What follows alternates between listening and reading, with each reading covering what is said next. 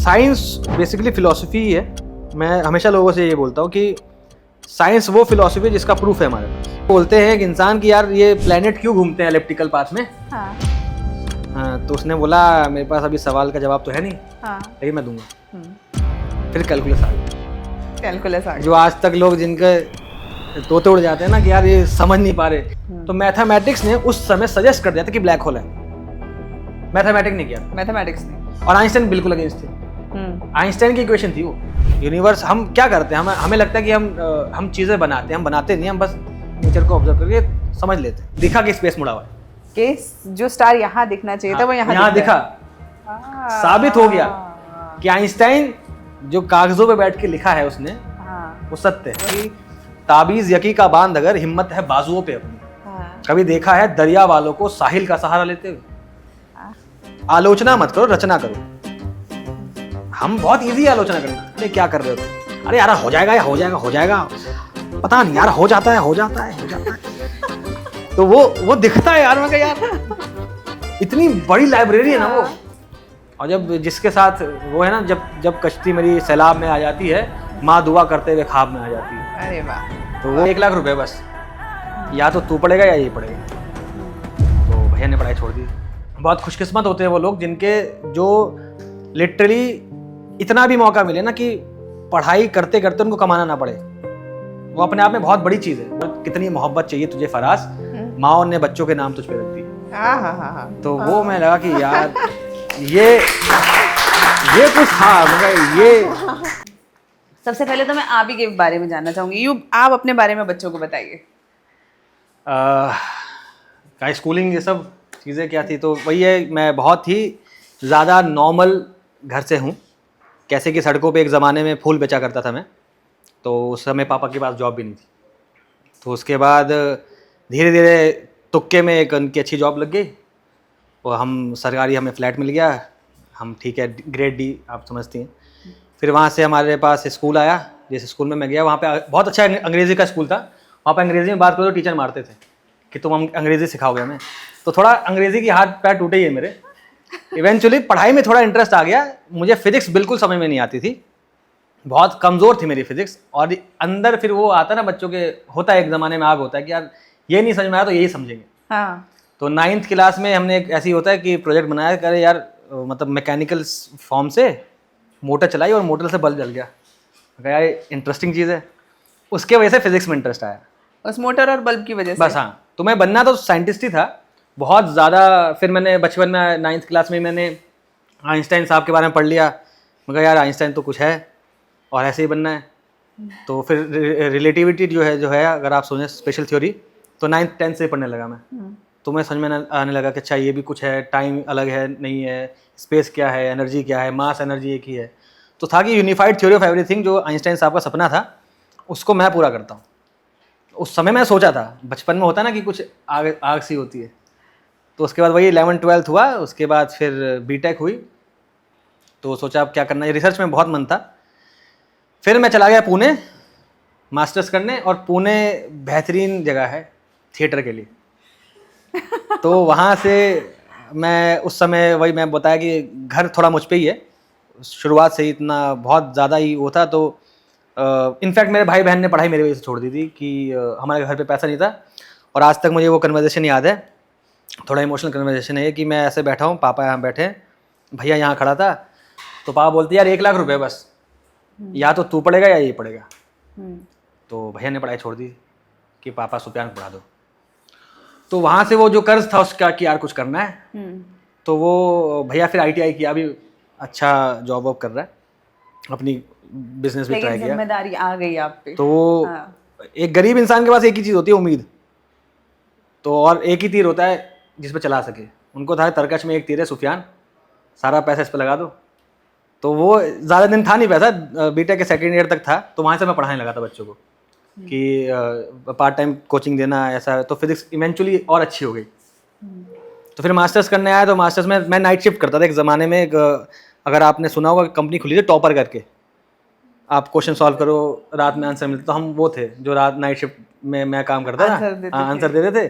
और सुबह कॉलेज था, दिन में 3 घंटे की नींद, क्योंकि दिन भर कॉलेज, रात भर जॉब, 3 घंटे की नींद। तो मैं कहा यार ये तो कुछ होगा नहीं, लेकिन यहाँ ये आ गया था बचपन से कि अब तो कुछ करना ही है लाइफ है ना। तो फिर लगा यार काम करते हैं, थिएटर करते हैं।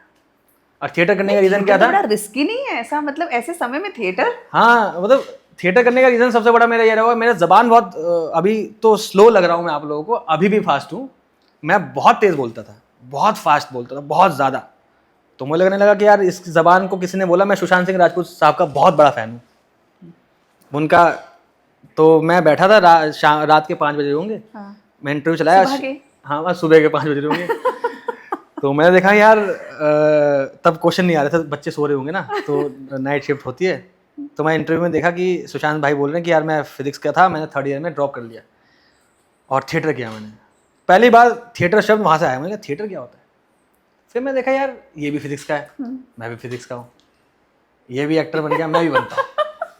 तो उस समय सोच चुका मास्टर्स छोड़ दूंगा, मास्टर्स छोड़ने का सोचा, वो पढ़ाई हो नहीं पा रही थी। मतलब लाइफ में इवेंचुअली जाके बहुत खुशकिस्मत होते हैं वो लोग जिनके जो लिटरली इतना भी मौका मिले ना कि पढ़ाई करते करते उनको कमाना ना पड़े, वो अपने आप में बहुत बड़ी चीज़ है। वो चीज़ आप इवेंचुअली जो इनके पास वो भी कंडीशन नहीं है, वो जब जानेंगे कि यार अगर आपको पैसा कमा के आपका घर चलाना है ना, तो आपके पास चुनाव आने लग जाते हैं।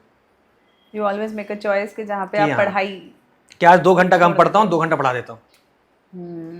तो वो इवेंचुअली होते होते पढ़ाई से सपना था कि यूनिफाइड थ्योरी ऑफ एवरीथिंग पे काम करूँगा, तो वो धीरे धीरे फेड होने लगा।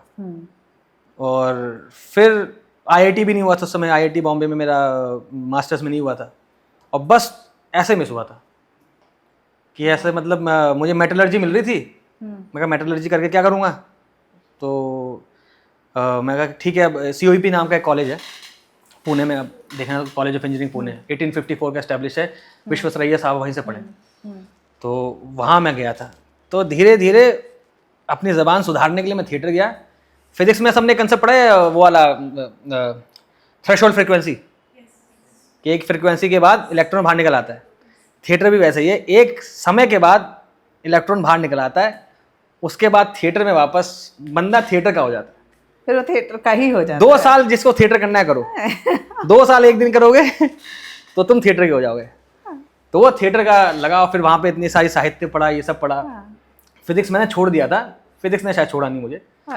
तो कहीं अंदर बैठ जाता है। हाँ, तो इवेंचुअली फिर जब फिजिक्स ने ही कंटेंट भी जब मैंने बनाया, मैंने बहुत अजीब अजीब कंटेंट बनाए थे, वो कभी नहीं मिलेंगे आपको कहीं। ठीक है, वो बहुत कुछ किया था ट्राई मैंने, लेकिन एक दिन रैंडमली किया कि साइंस का बना के देखते हैं, तो वो लगा कि यार चल गया। उम्मीद नहीं थी मुझे, मगर शायद फिजिक्स बुला रही है दोबारा। तो फिर ये चालू हुआ, ये सब बना रहा हूँ। मम्मी बहुत खुश है मेरी। वही है कि लेकिन वही है, नेचर कब तक चीज़ देता है, एक ले लेता है। जब थोड़ा नाम आया, पैसा आया, पापा को पार्किंसंस हो गया।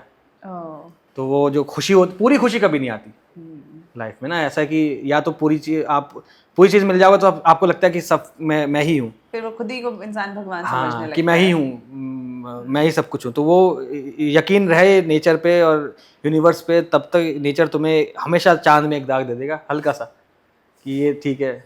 सबके अपने अपने बैगेजेस हैं, सुख के और दुख के। हाँ बिल्कुल, वो कभी एक साइडेड नहीं मिलेगा। हाँ तो यही है जर्नी थोड़ी सी। और फिर इवेंचुअली IIT बॉम्बे आ ही गया जिंदगी में। IIT बॉम्बे आ गए? हाँ, IIT बॉम्बे में फिर मैंने PhD में दिया।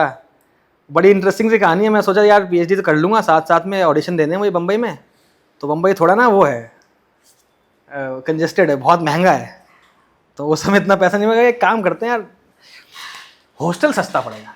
हाँ, तो IIT बॉम्बे में हॉस्टल ले लेते हैं। हाँ, तो फिजिक्स में इंटरेस्ट था ही, 1 मिनट भी नहीं पढ़ा था मैंने और उनके लिए। तो बात हुई, टीचर भी बहुत खुश हो गया, क्या बंदा है, इसको फिजिक्स आती है। तो वो हॉस्टल मिल गया, मस्त मैं जाता था। फिर पीयूष मिश्रा साहब आप जानते होंगे शायद, तो उनके साथ एज एन एक्टर काम करता था मैं उनके ग्रुप में, बेहतरीन इंसान है। तो फिर ऑडिशन चला, फिर मैं फिर वही चुनाव, थिएटर या पढ़ाई। पहले था क्योंकि घर संभल चुका था। तो फिर मैंने मर्ज होते होते थिएटर पे आ गया। आपने कहा ठीक है पढ़ाई तो होती रहेगी, थिएटर कर लेते हैं। थिएटर कर रहा हूँ, तो ये है, थिएटर के बाद ये बन गया। तो शायद मुझे लगता है जब लोग मुझसे पूछते हैं कि तुमने PhD छोड़ी, रीज़न छोड़ने का ये भी था कि फिर वही जो PhD करोगे स्टाइपेंड मिल जाएगा, जॉब चले जाएगी। वो मूल लाइटिंग कंसेप्ट होता है कि हाँ कर गया तो कुछ। तो मैं कहा ठीक है, जो चुनाव वहाँ था उस चुनाव वहीं पे, तो ये करते हैं, और फिर चल गया और आप लोगों का प्यार मिल गया। तो ये है थोड़ी बहुत सी जर्नी सी मेरी है। और अरे वाह। तो ये बताओ कि ये फिलॉसफी और साइंस ये कैसे, दोनों का समागम कैसे हुआ? साइंस बेसिकली फिलॉसफी ही है। मैं हमेशा लोगों से ये बोलता हूँ कि साइंस वो फिलॉसफी है जिसका प्रूफ है हमारे पास, बाकी सिर्फ फिलॉसफी है। साइंस के अंदर यही आता है कि तुमने कोई चीज़ बोली, अब आप जब इस स्टेटमेंट को बहुत लोग गलत भी समझते हैं, लेकिन ऑब्जर्वेशन चेंजेस रिजल्ट का मतलब, अगर आप जादू होता है साइंस में, वो लिटरल टर्म्स में जादू है कि इलेक्ट्रॉन वहाँ हैं भी और नहीं भी। और ये जो चीज़ें आती है ना साइंटिफिक, जब तुम गहराई में जाते हो तो सारी फिलॉसफी लगती है कि जब तक मैं ऑब्जर्व नहीं कर रहा, पीछे जो बोर्ड होगा शायद दिख नहीं, है ही नहीं, एग्जिस्ट नहीं करता, लेकिन आपको दिख रहा है वो मोटे मोटे तौर पे। उसको बहुत गहराई से नहीं जानते हैं, लेकिन साइंस फिलॉसफी है, बस यस। प्रूफ आ गया उसके पास। और मैंने देखा है कि अक्सर जो फिजिसिस्ट होते हैं या जो साइंटिस्ट होते हैं, जब वो बहुत गहराई में उतर जाते हैं तब वो स्पिरिचुअल हो जाते हैं। आइंस्टाइन था, हाँ, इतना मुझे पता है, Einstein was a Einstein spiritual था, person. आइंस्टाइन था, आइंस्टाइन था। न्यूटन ने 32 या 33 साल की उम्र तक ही फिजिक्स पे कंट्रीब्यूशन दिया है। उसके बाद वो एल्केमी में चला गया था, फिर वो लेड से सोना बनाने चला गया था। तो वो बहुत बिलीव करता था, इनफैक्ट उसकी बहुत सारी स्टेटमेंट भी आती है, जब जो चीज़ें थी उसने, वो बहुत ज़्यादा ही रिलीजियस भी था। और न्यूटन से कंपेयर नहीं कर सकता तुम किसी साइंटिस्ट को। न्यूटन वो साइंटिस्ट था जिसने 17, 18, 24, 25 साल के अंदर आके उसने दुनिया को ओवरऑल समझ लिया था उसके हिसाब से। बहुत सारी चीज़ों का कंट्रीब्यूशन भी दिया था। न्यूटन के बिना कुछ नहीं। क्या क्या दिया था न्यूटन ने?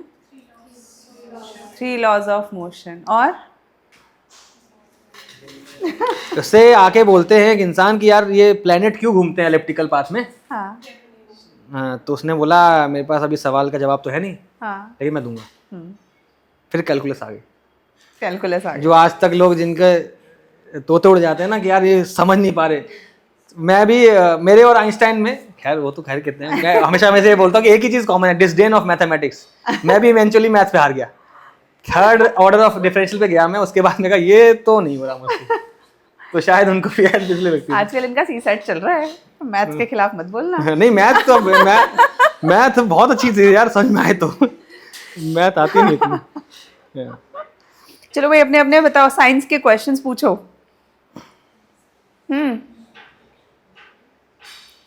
Yes. So, I have a question. Like sometimes we do feel deja vu. हाँ। So that means parallel universe exist. देखो प्रूफ तो नहीं है ना, लेकिन एक चीज़ है, देखो मैं एक बहुत इंटरेस्टिंग चीज़ बताता हूँ। जब तक आइंस्टाइन साहब ने जनरल थ्योरी ऑफ रिलेटिविटी दी थी, तो उसने बोला कि स्पेस टाइम एक फैब्रिक है। तो उस मैथमेटिक्स का इस्तेमाल करके 19 साल का एक लड़का इंडियन, उन्होंने चंद्रशेखर ही थे शायद, हाँ, उन्होंने क्या किया, शिप में जा रहे थे, लंदन जा रहे थे, तो उसने उस इक्वेशन का इस्तेमाल करके बोल दिया कि अगर कोई भी star 1.4 times of mass of हमारा सन होगा, तो अगर वो कोलैप्स करेगा तो वो वाइट डॉर्फ पे नहीं रुकेगा। मैथमेटिक्स ये बोल रही है कि इवेंचुअली और कंप्रेस कर जाएगा। तो मैथमेटिक्स ने उस समय सजेस्ट कर दिया था कि ब्लैक होल है, मैथमेटिक्स ने किया था, मैथमेटिक्स ने। और आइंस्टाइन बिल्कुल अगेंस्ट थे। आइंस्टाइन की इक्वेशन थी वो, मैथ ने इवेंचुअली बोला कि हो सकता है, एग्जिस्ट कर सकता है, और ब्लैक होल आगे चल के प्रूफ भी हो गया। ऐसे ही मैथमेटिक्स प्रूव करती है मल्टीवर्सेस हैं। मैथमेटिक्स उसकी पूरी मैथ्स है कि ऐसा हो सकता है, कंडीशन है, लेकिन प्रूफ नहीं है अभी। लेकिन इवेंचुअली मैं हमेशा लोगों से बोलता हूँ, जिस चीज़ को हम सॉल्व कर पा रहे हैं एज अ मैथ्स, तो यूनिवर्स ने उसको सॉल्व कर ही रखा होगा। यूनिवर्स, हम क्या करते हैं, हमें लगता है कि हम चीज़ें बनाते हैं, हम बनाते नहीं, हम बस नेचर को ऑब्जर्व करके समझ लेते हैं। और नेचर ने, अगर तुम देख रहे हो कि एक कोई चीज़ नेचर की मैथ्स के हिसाब से काम कर रही है, तो इवेंचुअली वो जो मैथ में हमने प्रूफ कर दिया है मैथमेटिकली, तो नेचर ने किया ही होगा, कहीं ना कहीं मैथ्स के अंदर प्रूव हो चुका है, वो कहीं ना कहीं एग्जिस्ट करता होगा, ऐसा हम मानते हैं, क्योंकि ऐसा पहले हो चुका है। वरना आप सोचो, अगर कोई एक साइंटिस्ट आके बोलता है कि ग्रेविटी जो है वो स्पेस टाइम का एक फैब्रिक का इफेक्ट है, फोर्स नहीं है, एक इफेक्ट है वो, और उसके लिए प्रूफ जब होता है, बहुत इंटरेस्टिंग कहानी, मैं वीडियो भी बनाऊंगा कि उस तो यहीं पे बता दो। हाँ, मतलब मैं कहानी है कि एस्ट्रोनॉमर जब जाते हैं, वो एक्लिप्स होने वाला था, उसी वक्त देख सकते थे वो, कि हाँ, क्योंकि सन के पीछे स्टार है, यहाँ अर्थ है, तो अगर सन की ग्रेविटी स्पेस को खींच देगी तो ये स्पेस मुड़ के आएगी लाइट, और मुझे ये स्टार यहाँ दिख के यहाँ दिखेगा, शिफ्ट कर जाएगा अगर फैब्रिक हुआ तो। हाँ हाँ और उस दिन स्पेसिफिक टाइम के लिए था वो एक्लिप्स होना था, क्योंकि एक्लिप्स के इतनी रोशनी है सन की, तुम देख तो पाओगे नहीं पीछे का स्टार। हाँ अगर सन ढक गया, नेचर ही ने देख पाओगे। नेचर ने कितना परफेक्ट बनाया कि मून एग्जैक्टली उस पोजीशन पे आता है कि पूरा सन ढक जाता है, हमें परसीव होता है। तो अगर ढक गया तो हम देख पाएंगे उसके पीछे जो स्टार है कि वो मुड़ा कि नहीं मुड़ा। और उस दिन हो रही है बारिश, निहायत ही तेज बारिश, 1919 का वक्त है वो। और वही वक्त जो आने वाला है जिसमें वो ऑब्जर्वेशन कर सकते थे, उस वक्त नेचर ने अपना पर्दा हटाया, बारिश रुकी और हल्के से पैचेस आए आसमान में। हाँ। ये कहानियां ये रियल हैं, ऐसा नहीं कि मैं कोई ड्रामेटिक्स, मैं थिएटर का बैकग्राउंड लेकिन अच्छी लग रही है, बोलते रहो। मेरा थिएटर का नहीं उसमें। और 2-3 पैचेस के बीच में से उन्होंने ऑब्जर्वेशन करी और बाद में देखा और दिखा कि स्पेस मुड़ा हुआ है, कि जो स्टार यहाँ दिखना चाहिए था वो यहाँ दिखा।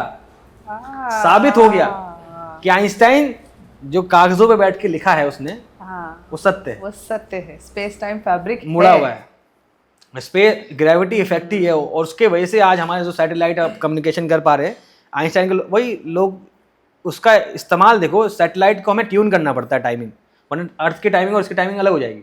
अगर ट्यूनिंग नहीं रहेगी ना तो सो कॉल्ड मॉडर्न कम्युनिकेशन चल नहीं सकता। वो हम तभी कर पाए जब हम ये समझ पाए कि ग्रेविटी फोर्स ही नहीं है, ग्रेविटी एक इफेक्ट है। वहां पे गया वो एप्लीकेशन। तो ये धीरे धीरे साइंस एक चीज बोलती है और उसके बाद इफेक्ट आता है कि अरे यार इसका इस्तेमाल कैसे कर सकते हैं। तो ये चीजें हैं। तो मल्टीवर्स जो आप बोल रहे हो मैथमेटिकली तो है यार, लेकिन वो क्या सत्य में कभी निकल के आ पाएगा, आ जाएगा तो अच्छा रहेगा यार। अपने लोगों से एक यूनिवर्स वाले को पता कैसे चलेगा दूसरा यूनिवर्स एग्जिस्ट करता है? ये तो बात बहुत बड़े वो है कि कैसे हो सकता है। लेकिन वही है कि मैं कभी कभी सोचता हूँ कि अलग अलग फॉर्म के मैटर जिनसे हम इंटरेक्ट नहीं कर सकते वो भी फॉर्म एग्जिस्ट करता है, उसमें भी कॉन्शियसनेस होगी। मुझे लगता है कि लोग बोलते हैं कि हमारे अंदर कॉन्शियसनेस है, इस जमीन इसमें नहीं है, लेकिन इसके पास जो कॉन्शियसनेस की फॉर्म होगी शायद वो बस वो अलग है। जैनिज्म के हिसाब से हर जीव में हर चीज में जीव है, बिल्कुल, इवन कि पानी में जीव है। तो जो जैन साधु होते हैं वो कहते हैं कि पानी भी आपको ज्यादा वेस्ट नहीं करना चाहिए क्योंकि उसमें जीव है। बिल्कुल। और पेड़ पौधों में जीव है, ये तब बताया था लाखों करोड़ों साल बिल्कुल कि ये चीजें जीव है। वो बाद में प्रूव हो गया, बोस साहब ने प्रूव कर दिया कि हाँ पेड़ों में होता है। अब हमें हाल ही में पता चला कि जो पेड़ हैं वो आपस में बातें करते हैं। ये पता चला कि उनकी रूट्स आपस में कम्युनिकेट करती हैं। अगर एक पेड़ को वायरस लग जाए, सुना ही होगा ना, ये तो वायरस लग जाए तो वो पेड़ इंटरफेरॉन नाम से चीज़ हार्मोन्स रिलीज करते हैं और वो हार्मोन्स दूसरे पेड़ों को कम्युनिकेट कर देते हैं कि यहाँ पे वायरस है, अपना प्रोटेक्टिव मैकेनिज्म स्टार्ट कर लो, अरे वाह, फटाफट से छुप जाओ, अपनी सीड्स को ऐसा कर दो। मतलब they communicate, they have emotions पेड़। तो अब we don't know whether this table has emotions और नॉट। हमारे फॉर्म का नहीं है शायद। हम वरना नाटक में हम करते हैं, जब मैं तो थिएटर आर्टिस्ट हूँ, हमें होता है कि हमें बहुत कॉन्शियस रहना पड़ता है एक एक चीज़ के लिए। हमारी मैं जब कॉस्ट्यूम, जैसे जब मैं लॉयर का रोल करता था, एक बिकॉश रॉय करके मैं किरदार निभाता था, कोर्ट मार्शल करके नाटक का नाम है, कोर्ट मार्शल। हाँ, उसमें नाटक में बिकॉश रॉय में करता था। ये YouTube वगैरह पे नहीं मिलते ना? YouTube पे ये नहीं होगा, वो तो लाइव होता है। मेरे एक दो प्ले हैं बहुत स्टार्टिंग की, जब मैं एक्टिंग करता था, वो पीयूष मिश्रा साहब का ही है, जब जाग उठा है, नहीं जब शहर हमास होता है, उसमें तो वो दिख जाएगा। एनीवेज, तो वहाँ पे होता है कि एक पिन भी कितनी कॉन्शियस है तुम्हें तब समझ में आती है जब तुम्हें उसको इस्तेमाल करना है स्टेज पर और तुम्हें देखता है कि पिन नहीं है हाथ में, तब समझते हो कि वो जो कनेक्शन फील होता है ना, हमें थिएटर में सिखाया जाता है कि एक एक चीज़ जो है वो तुम्हारे साथ एक्चुअली कॉन्शियस फील होनी चाहिए। वरना अभी मैं बिना एक हाथ जा नहीं सकता स्टेज पे ना, हाँ। हाथ कॉन्शियस है मेरे लिए, हाँ। तो हर ऑब्जेक्ट में ऐसा फील होता है हमें कि भाई ये चीज़ एग्जिस्ट करती है, ये जिंदा ही है मेरे लिए। वरना अगर स्टेज पे हमें काम करना है और हमें कोई चीज़, मान लो मुझे इसको डायरी देनी है कि हाँ इसमें केस लिखा था और डायरी नहीं मिली तो वो तब फील होता है। So they become part of that scene, हाँ, and the consciousness of that scene. हाँ, वहाँ से आता है।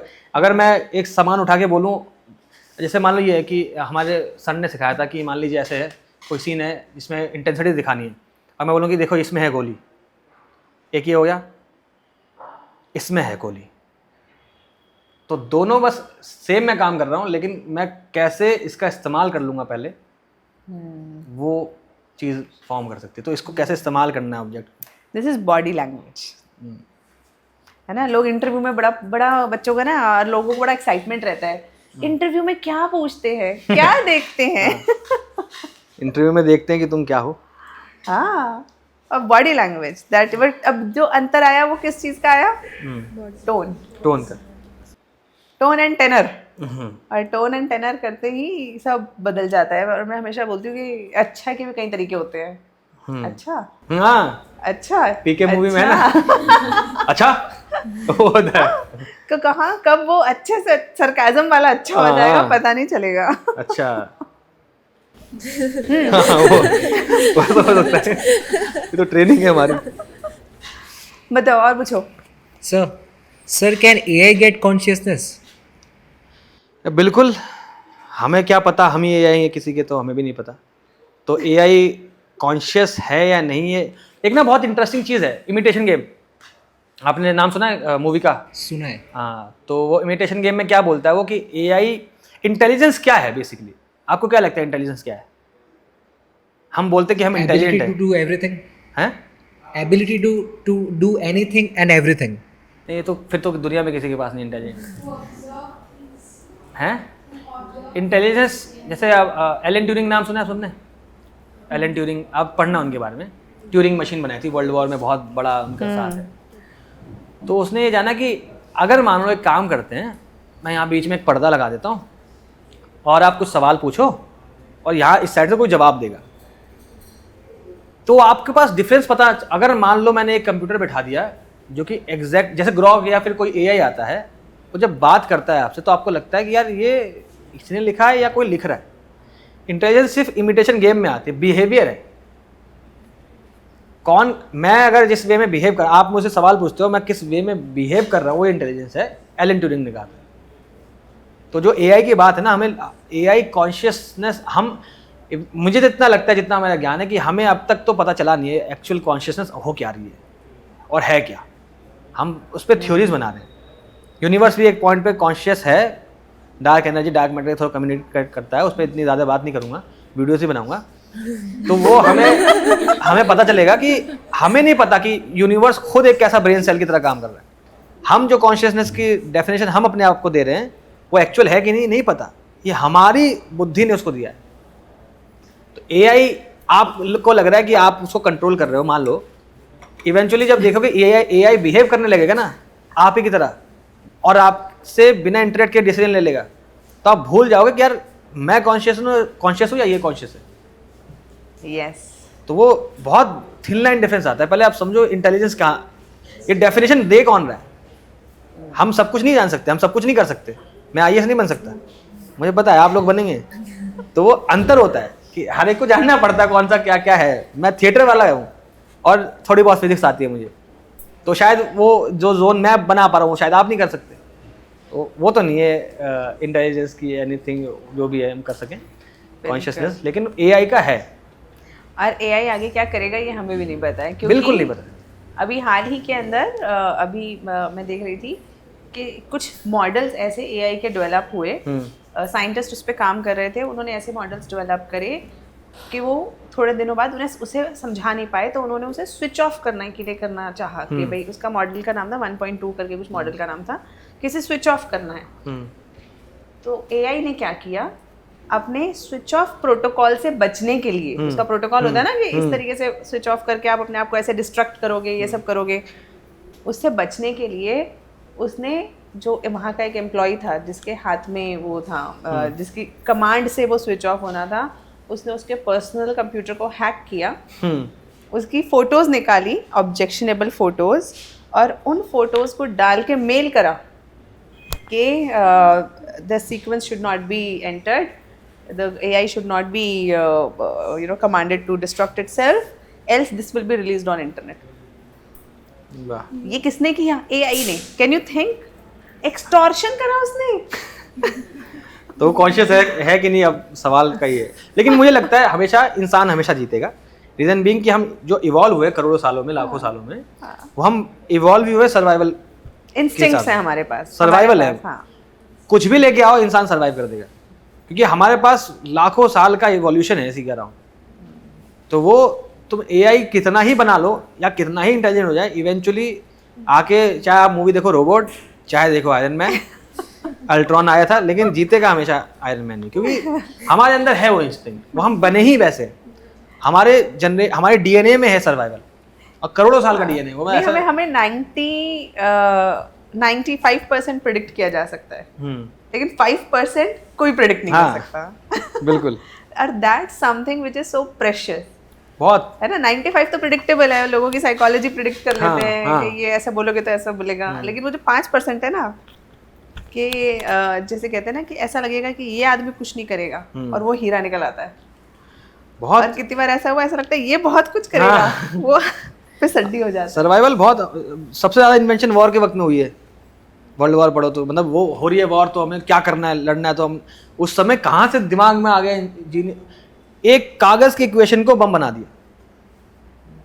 और वो ऐसा बम नहीं है, वो आप समझो, वो एक जगह भी फट जाएगा ना तो उसके आसपास का बॉर्डर देख के ट्रैवल नहीं करती रेडिएशन, कि हाँ मैं आज इसको ही करेंगे, इसको, वैसा नहीं होता। वो क्या है, सिर्फ एक इक्वेशन थी, वो क्यों आई पता ही नहीं, इंसान कैसे सर्वाइव करना है, उसको जीतना है, तो वो चीज़ें वहाँ पे मर्ज हो। तो हमेशा इंसान ही एक कदम तो आगे रहेगा, लेकिन वो उस तक प्रेशर पहुँचे, इंसान को जब तक एकदम आखिरी मोमेंट तक ना पहुँच जाओ ना, तब तो वो काम नहीं करेगा। कि बेटा अब घर में अनाज नहीं है, अब पैसा कमा के ला, तब बेटा उठेगा नींद से, क्या अब तो करना ही पड़ेगा। जॉनी ले साहब का शेर है ना कि अब तो निकल जा खुद के अंदर से, घर में राशन की जरूरत है, तब आता है वो कि अरे अब तो राशन की जरूरत है, तो इंसान सर्वाइव कर देगा। नहीं, ये भी क्लासों के लिए ऐसे ही निकलते हैं। तो इन्हें पढ़ाने के लिए भी हमारा खूब मेहनत लग जाती है। अरे बहुत, और बहुत सही में मैं तो ये फील करता हूँ, प्रेशर में जो हो, जब स्टेक हाई हो ना, जैसे मुझे पता था कि मुझे बनाना ही है, और मैं जब थिएटर करता था ना, पता नहीं मजाक में बोलता था, लोगों को लगता था शायद मजाक है वो, मैं थिएटर अपने दोस्तों को बोलता, सीरियसली बोलते थे? मैं बहुत सीरियस था, मैं बहुत सीरियस बोलता था। मैं कहा देखो यार, मैं तो फेमस हो जाऊंगा, तुम सब अपना अपना देख लेना, तो उनको लगा मजाक कर रहा है। तो मैं रीजन ये नहीं है कि यहाँ पे ओवर कॉन्फिडेंस है, यहाँ पे एक ही हथियार है आपके पास, कि आपका आप पे भरोसा, और गरीब के पास वही रहता है। अमीर के पास तो दो दिन ठीक है, ये नहीं हुआ तो ये कर लेंगे, अपने पास क्या है कि यार यही करना है। हाँ। और अगर आप अपने साथ नहीं खड़े होगे फिर तो कौन होगा, क्योंकि दुनिया तो आपको, ऐसे लोग बुरा मान जाते हैं, 2-4 लोग बोलेंगे यार नहीं पढ़ पाएगा, अच्छा तू, बस इंसान खत्म। यार आज मॉक में अच्छे नंबर नहीं आए, मान लीजिए मॉक में अच्छे नंबर नहीं आए, यार मैं कुछ नहीं होगा, जिस दिन आपने सोच लिया कुछ नहीं होगा, उस दिन फिर दुनिया में कोई वो आपको नहीं बचा सकता। कि अगर जब तक आपको आप पे भरोसा नहीं होगा ना, वो इंटरनली रखो, और आप देखोगे इवेंचुअली कैसे आपको शेप कर देगा वो। मैं लिटरल टर्म्स में, ना मेरे पास ज़बान थी, ना मेरे पास सो कॉल्ड पैसा ही था, जिसको पता है कि अगर वो नहीं कमाया तो घर पे खाना नहीं मिल पाएगा। उसके बाद मैं रिस्क ले लिया थिएटर में जाने का, कि थिएटर करता हूँ, अच्छा खासा करियर था मेरा फिजिक्स का, मतलब बेहतरीन चल रहा था। अब आगे प्रोफेसरशिप, साइंटिस्ट, कहीं पर भी वही, मतलब that was a very radical decision. हाँ, मतलब ऐसे करके मैं ऐसे ही मार दिया कि अब कुछ और करते हैं।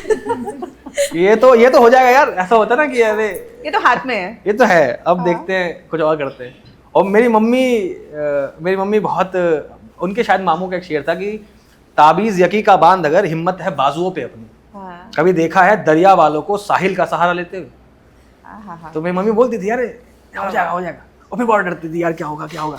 ये इसका अच्छा खासा फिजिक्स पढ़ रहा था, IAS तो 2 मिनट में, मतलब ईजी था एग्जाम मेरे लिए वो। रीज़न बीइंग कि मुझे लिटरल टर्म्स में आती थी। अब तो मुझे फिजिक्स छोड़े हुए मान लो 8 साल हो गया, तब लोगों को लगता है यार सुफियान तुझे तो बहुत कुछ आता नहीं है वो इतना, जो लोगों को लगता है, क्योंकि वो है, वो डीप इंटरनल होती है। हाँ। मुझे तो फिजिक्स पढ़े अब कितना साल हो गया, तब भी मुझे इतना इंटरेस्ट है। वही है, तो वो यकीन रखो यार अपने आप। ये सबसे मैं बोलता हूँ, जो भी होता है कि यार जाओ, अगर अभी IAS से कोचिंग कर रहे हो, एक होता है ओवर कॉन्फिडेंस आना, एक होता है अपने आप को फॉल्स होप देना, एक होता है कि बिलीव करना कि नहीं हो ही जाएगा यार, ऐसा कैसे नहीं होगा। हाँ, रात में फिर नींद नहीं आएगी। हमारे, मैं डायलॉग पढ़ता था कि हमारा नाटक था, जिस लाहौर ने देखा वो जमिया नहीं, उसमें नाटक, लाहौर ने देखा जमिया नहीं, हाँ, एक नाटक का नाम है असगर वजाद साहब, उस पर मूवी बन रही है अभी शायद। तो वो पार्टीशन के ऊपर की कहानी है। तो उसमें शायर होता हूँ मैं, और गम में एकदम, हिंदुस्तान पाकिस्तान का बंटवारा है, गम में गया हुआ है, हिंदुस्तान को याद कर रहा है। तो वो उसमें एक डायलॉग आता है, वो बोलता है कि रातें किसी छत के नीचे सोकर बर्बाद करने के लिए नहीं होती। रात में जो इंसान एकदम अकेला है ना सब कुछ, और आसपास सिर्फ तुम बैठे हो, और लग रहा है यार ये होगा कि नहीं होगा, कुछ बना पाऊंगा कि नहीं बना पाऊंगा। मैं कंटेंट लिखते वक्त सोचता था यार ये लोग समझेंगे। मैं लिखता ही 3 बजे हूँ, मतलब मैं अगर टीम को देखोगे, टीम बोलते कि स्क्रिप्ट कब तक आएगी, मैं बोलता हाँ 3-4 बजे तक आइए रात में। मैं बैठता ही 1 बजे हूँ आराम से, कॉफ़ी लिया, मैं कहा हाँ इसको विद साइंटिफिक एक्यूरेसी ड्रामा डालना है कि लोग देखें तो लगे यार ये एक्टिंग हो रही है या फिजिक्स हो रही है, कुछ तो हो रहा है। It's very interesting because generally जो थिएटर करते हैं वो फिक्शन में जीते हैं। फिक्शन इन द सेंस कि वो इमेजिनेशन वाली बातें करते हैं, उनका साइंस से थोड़ा वास्ता कम हो जाता है। और अक्सर जो साइंस की बातें करते हैं उन्हें इमेजिनेशन बड़ी शैलो लगती है ना। तो दोनों को मिक्स करना is in itself a very beautiful thing. Imagination के ऊपर तो खैर आइंस्टाइन का कोट था, इमेजिनेशन इज मोर पावरफुल, जो भी है। लेकिन वो ना मुझे ये लगता है बहुत खुशकिस्मत होते हैं वो लोग जो सारे फील्ड को पढ़ लें, सारी चीज़ें पढ़ोगे इतना मज़ा आता है कि यार फिर जो चीज़ बन के आती है शायद। वरना मैंने देखा है थिएटर वाले एकदम थिएटर, मैं बीच में क्या हुआ, मैं जब ये बनाता था तो लोग मुझे बोलते थे कि मैंने एक रील बनाई थी इसके ऊपर, 1.5 मिनट का एक्टर है तू कंटेंट बना रहा है ना, 1.5 मिनट का एक्टर, 1.5 मिनट की होती है रील। मैं कहा ठीक है कोई बात। लोग हमेशा ना क्या करते हैं, फ्रेम में डाल देंगे तुम्हें, बहुत कंफर्टेबल है। एक लाइन भी बोलता हूँ मैं लोगों को कि आलोचना मत करो, रचना करो। हम बहुत ईजी है आलोचना करना, अरे क्या कर रहे हो तुम। रचना करने जब उतरोगे ना, जब आप उतारना पड़ेगा कागजों पे, खुद को लिखना पड़ेगा, तब हालत खराब होगी। तो हम क्या करते हैं, थिएटर वाले या तो एक्टर ही हैं हम, तो थिएटर वाले को साइंस का लेन देन नहीं। जबकि इस देश के सबसे बेहतरीन प्ले राइट जो है गिरीश कर्नाड साहब, वो मैथमेटिशियन थे। यस, वो उनके नाटक पढ़ो आप कभी, तुगलक। हाँ। उसमें एक डायलॉग भी आता है, जब मैं बहुत दिली इच्छा है वो तुगलक नाटक करने का मेरा, मैं तुगलक बनना चाहता हूँ। वो नाटक में वो एक आर्टिस्ट की, तुगलक जो उन्होंने दिखाया नाटक में, वो एक आर्टिस्ट जो है फेल कर गया। एक आर्टिस्ट का फेल करने की कहानी है वो, बहुत ब्रॉड टर्म्स में देखेंगे कि अगर आर्टिस्ट जो करना चाह रहा है लाइफ में वो नहीं कर पाएगा तो क्या टर्न होता है। तो अपनी उदासी के पीरियड में वो जा रहा होता है, महल के उस पर होता है। मनोज वाजपेयी साहब ने भी इस पर डायलॉग बोला था एक, वही। तो अपने सिपाही से पूछता है कि क्या उम्र है तुम्हारी, तो बोलता है 19। उस पर कहता है कि उमंगो भरी उम्र है, पूरे आलम को फतह करने के ख्वाब देखने की उम्र है। जिसमें हम हैं कि वो जो आग है ना, वो उसी पीरियड की रहती है। तो उसमें यकीन और ये सब पे चलना और सब कुछ पढ़ते रहना, ये कंटेंट कभी बनता ही नहीं। और मैं तो 4-5 महीने हुआ है मुझे ये सब करते हुए, और देखते हैं कहाँ तक जाता है ये। लेकिन ये कंटेंट की शुरुआत ये है कि वो साइंस भी है, फिलॉसफी भी है, रिलीजन भी है, और मेरे यहाँ पे थिएटर भी है, ड्रामेटिक्स भी है, स्टोरी टेलिंग भी है। हाँ, तो वो सब अपना, और कॉन्शियस नहीं होता कोई। आप मुझसे पूछो मैं रील कैसे लिखी, मुझे समझ में नहीं आएगा। मैं सोचता कुछ हो कि इसको मैं ऐसे लिखूंगा, लिखते लिखते कहीं चले जाता है। तो फिर लगता है कहीं से कुछ तो आ रहा है अंदर से, वो हमारे हाथ में नहीं होता। कभी बड़े बड़े शायर पूछो या फिर कोई आर्टिस्ट की, अच्छे एक्टर से आप पूछो कि यार एक्टिंग कैसे कर लेते हो। इरफान साहब से पूछो कि यार क्या कर दिया तुमने पान सिंह तोमर जैसी मूवी में ना। Exactly, हाँ। तो आता वो आंखों में बता नहीं पाएगा कोई। मैं मिश्रा सर से पूछता हूँ सर कैसे करते हैं, अरे यार हो जाएगा या हो जाएगा पता नहीं यार, हो जाता है। तो वो दिखता है यार। मैं कहा यार इतनी बड़ी लाइब्रेरी है ना वो, तो उनके साथ बैठो और लगता है कि ऐसा इंसान, इतनी ऊंचाइयों पे पहुंचा हुआ इंसान। मैं अपने दोस्तों को बोलता था कि पीयूष मिश्रा साहब को खुद के पीयूष मिश्रा होने पे घमंड नहीं है जितना उनके आसपास के लोगों को जाता है कि मैं उनको जानता हूँ। ऐसा हाई ऊंचाई पे पहुंचने के बाद शायद ऐसा होता है। और सब पढ़े में वो, उनसे बात करो साइंस की, उनसे बात करो थिएटर की, थिएटर के खैर लेजेंड है वो, हाँ। वो है। तो सब पढ़ो। उन्होंने जो गाना लिखा था आरंभ है प्रचार, हाँ 10-15 मिनट में लिख देते हो। ब्यूटीफुल, सुना है? जिस कवि की कल्पना में जिंदगी हो प्रेम गीत, उस कवि को आज तुम नकार दो। मौत अंत है नहीं तो मौत से भी क्यों डरे ये जाके आसमान में दहाड़ दो। तो ये जब आप उतरो तैयारी व्यारी करने के लिए भी, तो एकदम यार नहीं इन्हें सुनवा के भेजूंगी, चिंता मत करो। क्योंकि अगर मेरा हो गया, मैं कसम से मैं लोगों को बोलता हूँ यार, मेरा कुछ चल गया ना, for all reasons, logical reasons, ना मैं इतना कमा भी पाता, मतलब जॉब वॉब कर पाता, ना मैं सो कॉल्ड बना भी पाता या थिएटर में भी कर पाता। लेकिन लॉजिक के परे एक उम्मीद जो आती है ना, वो उम्मीद बहुत ज़रूरी है, उसको नहीं हारना होता। जो मैंने सारी चीज़ें खराब हो रही थी, लेकिन मुझे अंदर से था कि कुछ तो हो जाएगा।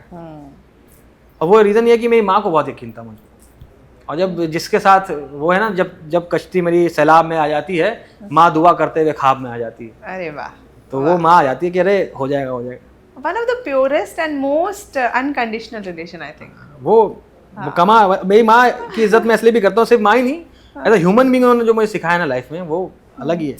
जब मैं एक्टिंग छोड़ने की सोचा था भाई, जब एक्टिंग सोचा था अब छोड़ दूंगा, वो कुछ तो होना नहीं है, और मैं अपनी लाइफ में अपनी माँ को बहुत मानता हूँ, मतलब हद। तो मैं सोया और रात सपने में मम्मी आई थी कि बेटा ये मत छोड़ना, बहुत कुछ सोचा है। मैं कहा मम्मी देखो, अब यहाँ से बोलो आप कि नहीं बोलो, अब मैं उस सपने को उम्मीद पे करूँगा। ये 2019 की बात है, तब सपना आया कि जब लगा कि यार फिजिक्स तो आती है, कर लेते हैं यार, लेकिन वो जो वहाँ से सिग्नल आया, कुछ भेजता है शायद नेचर, कॉन्शियसनेस बोल लो, भगवान बोल लो, खुदा बोल लो, जो बोलना है उस नाम को, उसको नाम का फ़र्क नहीं पड़ता, जिस पे भी बोल लो, वो सेलेक्ट करता है कि हाँ इसको से कुछ करवाना है। जो हम भी सुनते हैं, धोनी की कहानी सुनते हैं, एग्जाम्पल लो, इतना टैलेंटेड आदमी नहीं जा पा रहा, अंडर 19 नहीं खेल रहा, लेकिन ठीक है, everyone has their own time, बिल्कुल है ना, एवरीवन 15 मिनट्स ऑफ फेम सबके पास आएगा। हाँ, और मुझे ऐसा लगता है कि पहले तो आप जो कर रहे हो ना, ईमानदारी से वो करते रहो। वी नेवर नो कब आपके पास वो सफलता आ जाएगी, कब आपके पास जो आप चाहते हो वो मिल जाएगा, और अगर नहीं मिल रहा ना, देन लेट इट बी। उसको दुख मनाने की बहुत ज़्यादा ज़रूरत नहीं है, क्योंकि जब मिलेगा ना, तब आपको रियलाइज हुआ अच्छा हुआ तब नहीं मिला था।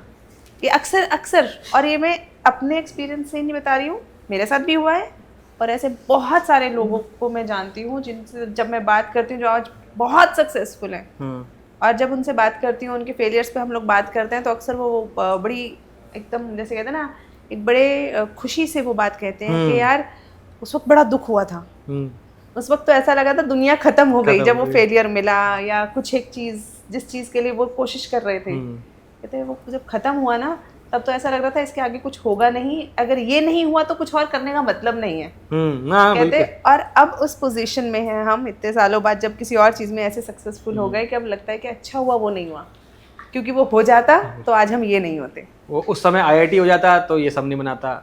NSD बहुत ट्राई किया मैंने, NSD national school of drama 3 bar try किया, तीनों बार नहीं हुआ। FTI ट्राई किया, नहीं हुआ। देयर लॉस हैं, मैं नहीं, ऐसा नहीं है यार बहुत बेहतरीन संस्था है यार वो, लेकिन वही है कि उसमें कि यार अब तो लगे रहना है और कुछ ऑप्शन नहीं मिल रहा, क्या करें, वो जो चीज़ बन गई। क्योंकि अभी मैं वही सोचता हूँ कि मैं हमेशा, जैसे मैरन भाई भी बैठे हैं, इन सबसे पूछता हूँ यार क्या लगता है ये कंटेंट और चलेगा? ये बहुत शुरुआत में हुआ था, कह रहा देखो कितना चलता है, फिर 5 महीने में देखता हूँ मिलियन हो गया। मैं कहा ये क्या हो गया? तो लोग जुड़ते हैं, लोगों को मैसेज आते हैं। मैं अब तक का सबसे बेहतरीन जो कमेंट आया था ना, एक मतलब उसने, मैं जीत गया था उस दिन, कि लगा यार कुछ हो गया। मैं शायद यूट्यूब पे आया था कि यार मैं शायद 8 महीने की प्रेग्नेंट हूँ और मैं रोज़ आपकी वीडियोस देखती हूँ इस उम्मीद में कि मेरा बच्चा शायद आप जैसा हो जाए। तो मैं कहा यार ये जो चीज़ थी ना, एक है शेरबीज की, और कितनी मोहब्बत चाहिए तुझे फराज, माओ ने बच्चों के नाम तुझ पे रख दिए।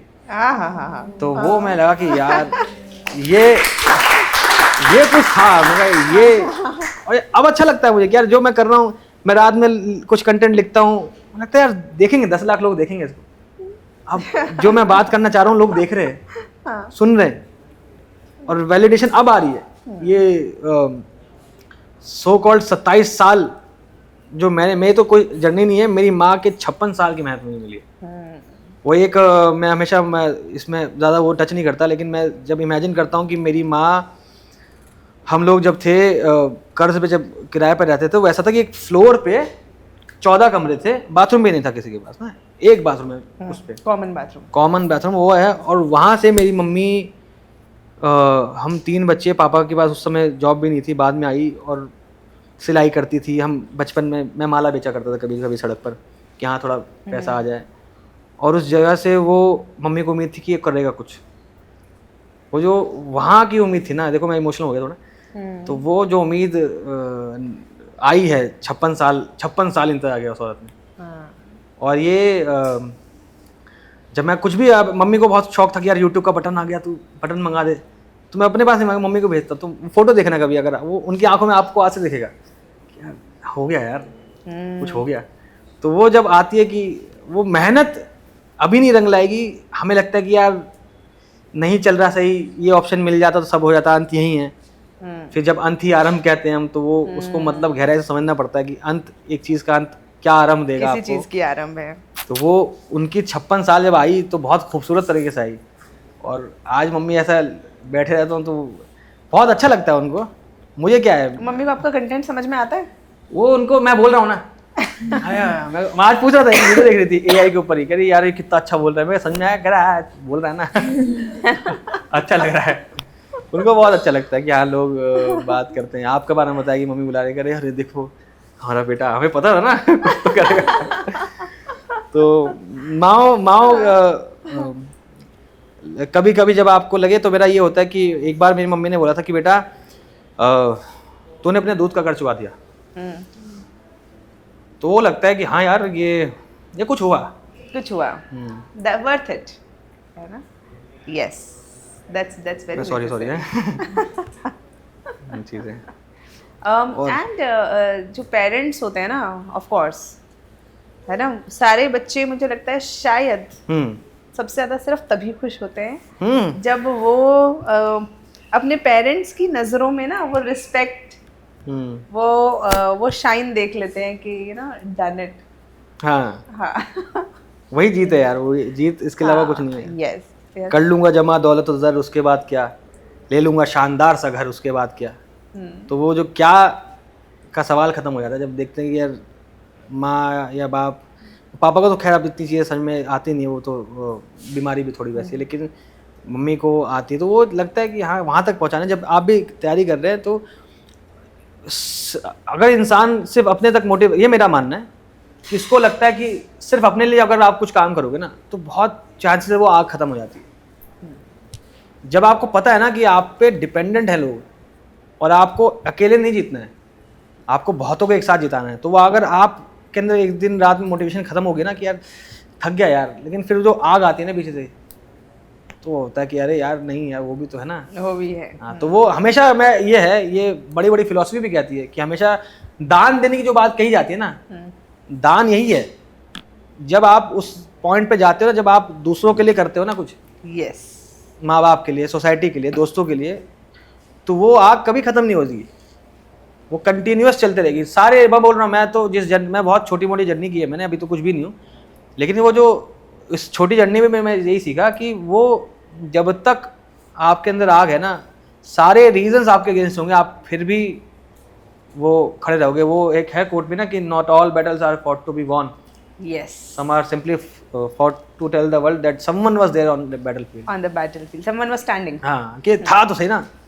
वो हमेशा, अभी आप तैयारी भी कर रहे होंगे, मान लीजिए आप जो है, मैं बहुत ज़्यादा बोल रहा हूँ लगता है, लेकिन वो दूसरों के लिए करना, तो देखना दूसरों के लिए करना, तो वहाँ से आपको कितना हेल्प मिलती है। अपने माँ बाप के लिए करना और रियल सेंस में करना, ऐसा नहीं कि यार मैं फेक मोटिव बना लेता हूँ कि अरे अब तो दूसरों के लिए करना है, वो नहीं। वो मुझे लगता नहीं वो फेक हो सकता है। नहीं, कभी मैं बहुतों को सुना है ना कि मैं जब लोगों को बोलता हूँ अपने बारे में, कह रहा यार, मैं कहा यार देख मैं कुछ तो हूँ नहीं, लेकिन सही में जर्नी मेरी ये थी। तो मैं बताता नहीं हूँ ज़्यादा, लेकिन ठीक है अभी तो बोल दिया तो बोल दिया।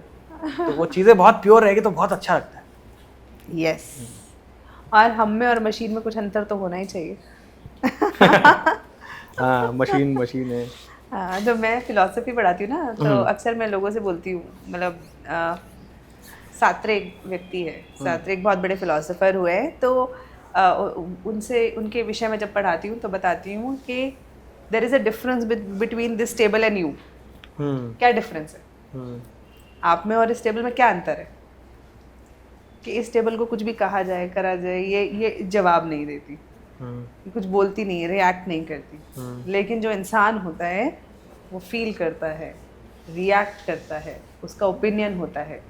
And it is very important as human beings that we should have one।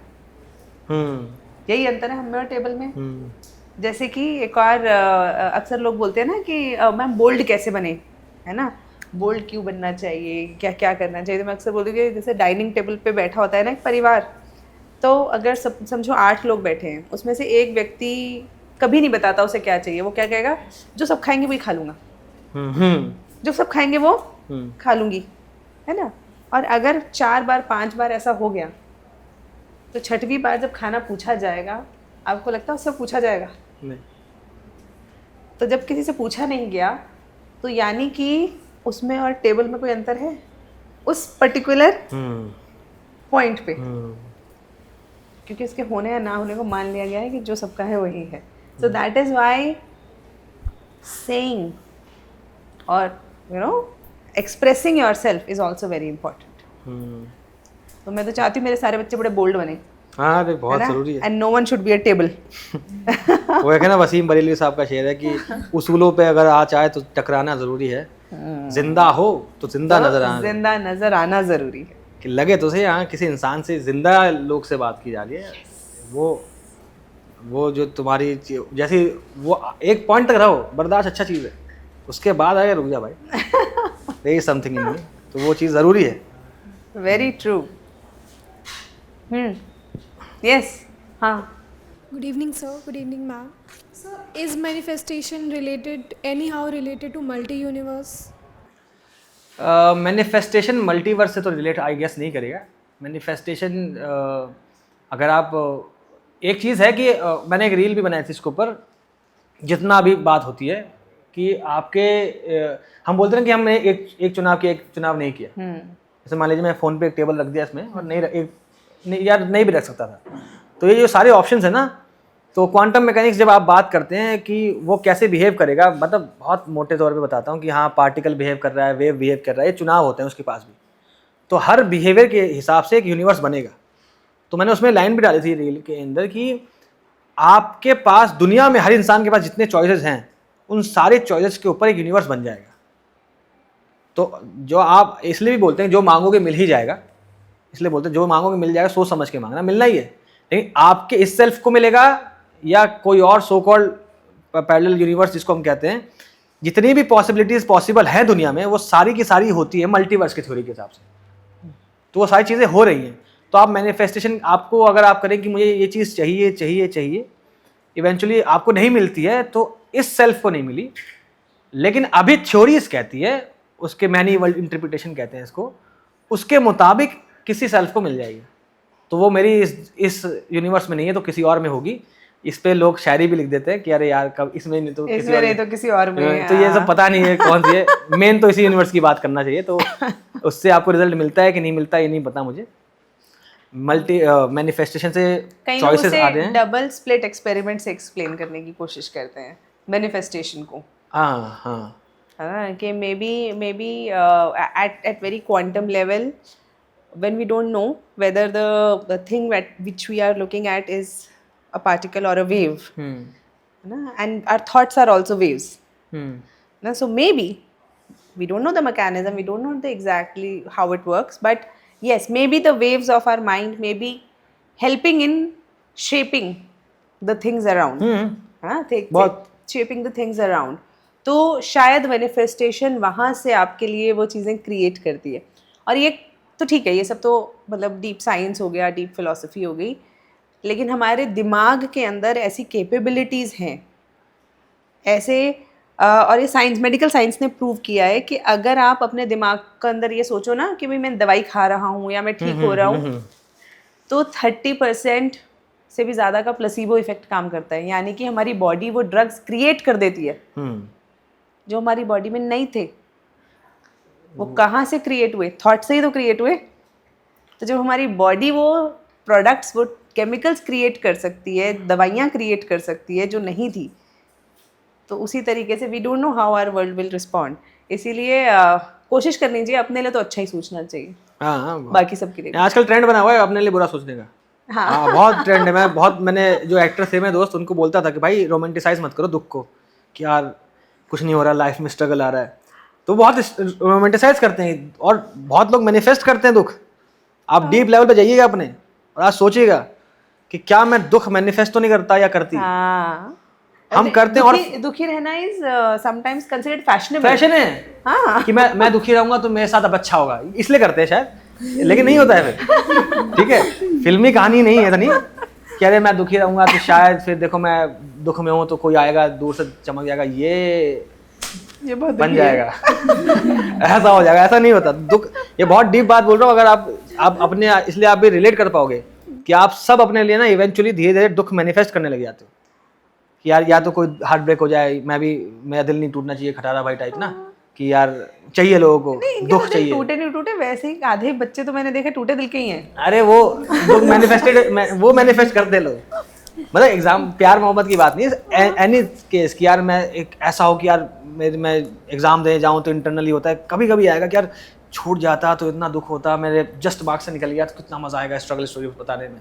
तो ये होने लग जाता है इवेंचुअली धीरे धीरे। तो उसको समझना, मैनिफेस्टेशन वहाँ मत ले जाना।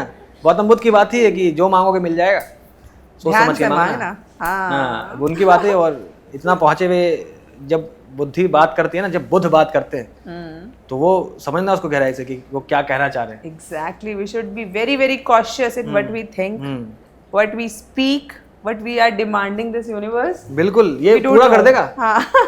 यूनिवर्स। मैं बहुत बिलीव में था, मेरा कुछ तो कर दूंगा मैं पता नहीं मेरे आसपास के लोग थे कि नहीं जो तो मैं इनके साथ करता, मैं था कि कर दूंगा, और for all non logical reasons मैं था कि मैं कर दूंगा, और कुछ तो बन गया। अभी कुछ बना भी नहीं इतना बड़ा, लेकिन कुछ तो आ गया ना।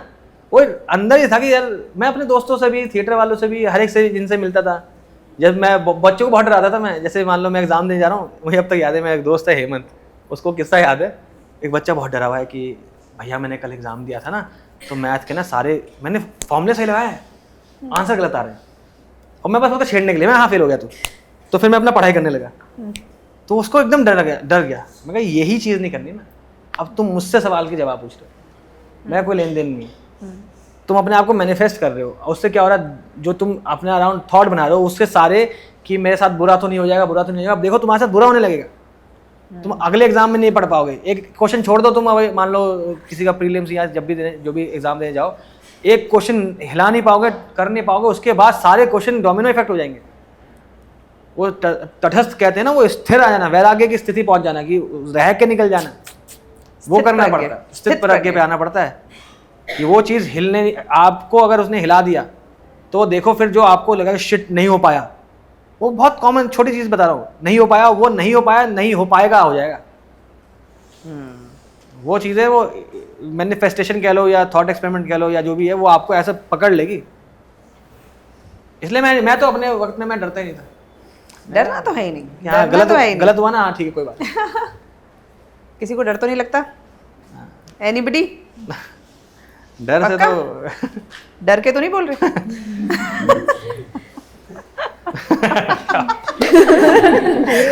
अरे वाह। तो समझे आप मैनिफेस्टेशन वाला जो मैं बोल रहा हूँ कि वो कैसे वर्क करता है। आई गेस ये भी मेरा कोई इतना तो है नहीं चीज़ें, लेकिन इतना जितना मैं समझा हूँ।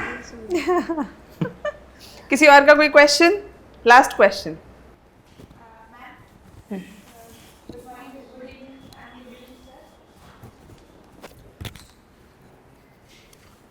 Ma'am, my question is how time and space are related to each other, and बहुत बेसिक क्वेश्चन सबको ही रहता है कि टाइम मशीन का थ्योरी पॉसिबल है कि नहीं।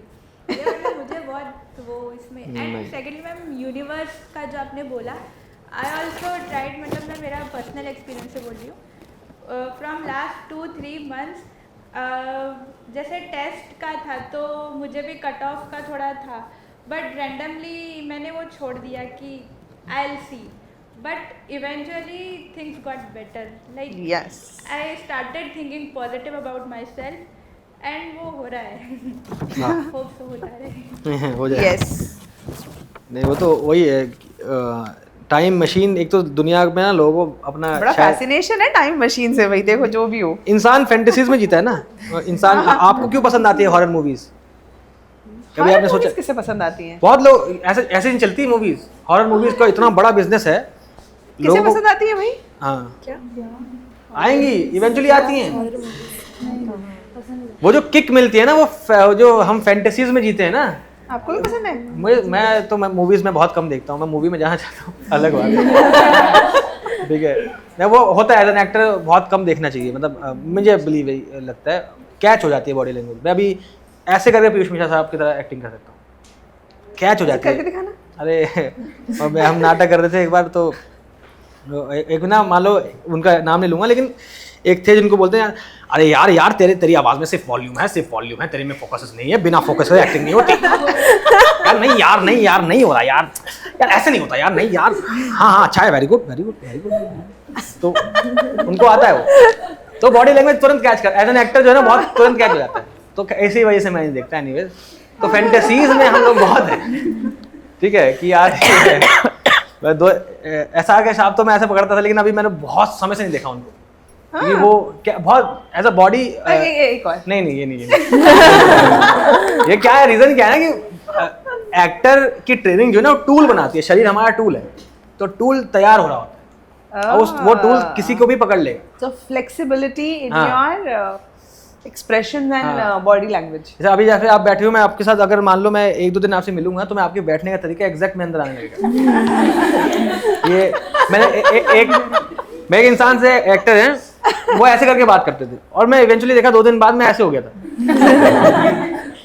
किसी की तरह भी वो बॉडी बना देती है इवेंचुअली। ट्रेनिंग बहुत मुश्किल ट्रेनिंग होती है थिएटर में। तो हमें, जब मैं थिएटर करता था 12 घंटे थिएटर चल रहा है, सुबह आते थे 6 बजे रिहर्सल करने के लिए।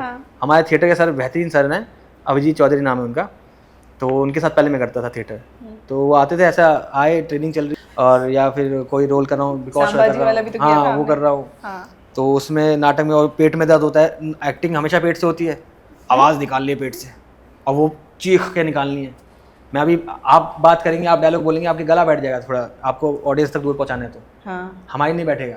हमारा ट्रेनिंग पेट के लिए आती है, चाहे मैं कोई भी बेइंग पकड़ लूँ। कैसे पेट से आवाज? मतलब पेट से अभी थोड़ा सा पेट, अभी जैसे मान लो एक छोटा सा डायलॉग सुनाता हूँ, जैसे कि अभी बेरिंग पकड़ी थी उस कैरेक्टर के लिए मैंने, कि वजीर आजम कल सुबह सूरज निकलने से पहले, तो वो ये हाँ तो ये गला नहीं है